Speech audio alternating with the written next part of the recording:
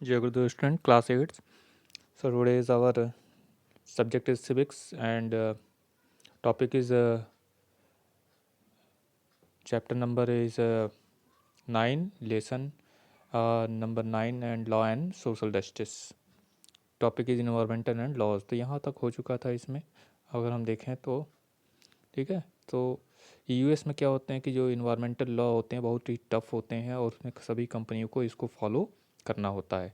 But India की बात करें तो the Bhopal gas tragedy worked like an eye opener for the people as well as the government. तो जब भोपाल गैस ट्रेजडी हुई, इसने क्या हुआ, आँख खोलने का काम किया लोगों की, चाहे गवर्नमेंट हो चाहे लोग हों। तो अभी वो जान गए। So the tragedy prove that any accident in the plant can also affect individuals who are not linked with plant. यानी जो घटना हुई, जो ये ट्रेजडी हुई, दुखद घटना, इसमें जो एक्सीडेंट हुआ प्लांट में, ये केवल जो प्लांट में काम कर रहे थे उन्हीं लोगों को प्रभावित नहीं किया, बल्कि जो प्लांट के बाहर रह रहे थे, जो वहाँ के निवासी थे आसपास भोपाल के, उनको भी काफ़ी ज़्यादा नुकसान हुआ इसमें।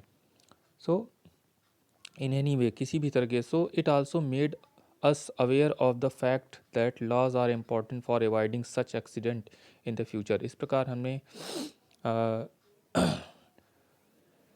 और इस प्रकार हमें ये जागरूकता आई हमारे अंदर की, और कानून जो है ये ज़रूरी होते हैं जिससे कि हम इस तरह के जो भविष्य में होने वाले एक्सीडेंट हैं इनसे बच सकें। So as a result the government in response to the pressure of the environmental activist introduce new laws on the environment.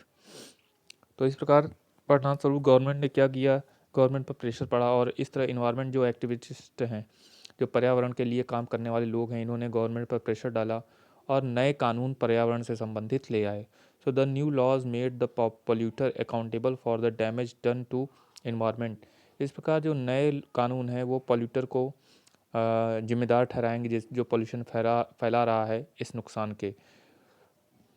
तो यानी जो पर्यावरण को नुकसान पहुंचाएगा वो निश्चित रूप से जिम्मेदार होगा और किसी भी क्षतिपूर्ति को वो देने के लिए तैयार रहना होगा उसे।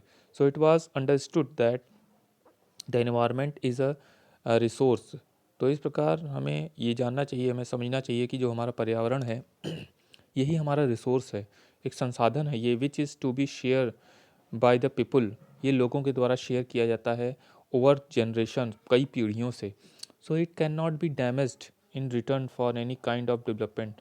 तो इस प्रकार ये किसी भी प्रकार से डैमेज नहीं होना चाहिए in return for any kind of development, किसी भी प्रकार के डेवलपमेंट के लिए, किसी भी प्रकार से जो डेवलपमेंट हो रहा है उसको नुकसान के लिए,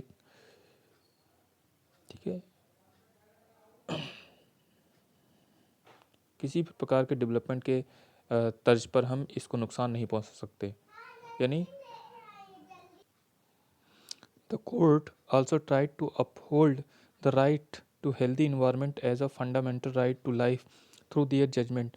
और यहाँ तक कोर्ट ने भी अब इसको एक जो हेल्दी इन्वायरमेंट है इसको एक फंडामेंटल राइट डिक्लेयर कर दिया है, क्योंकि ये हमारे जीवन जीने के अधिकार में शामिल है।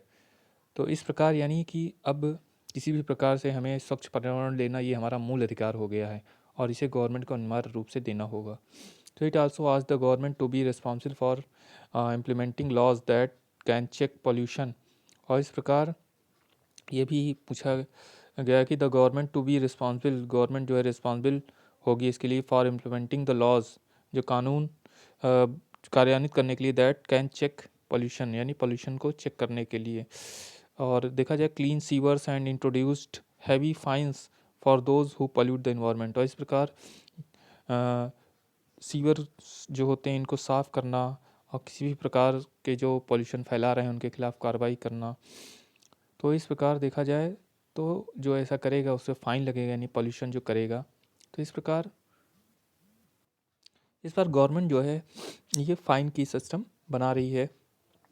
और इस तरह बच्चों ये आज के लिए इतना ही, बाकी की क्लास नेक्स्ट टर्न पे। और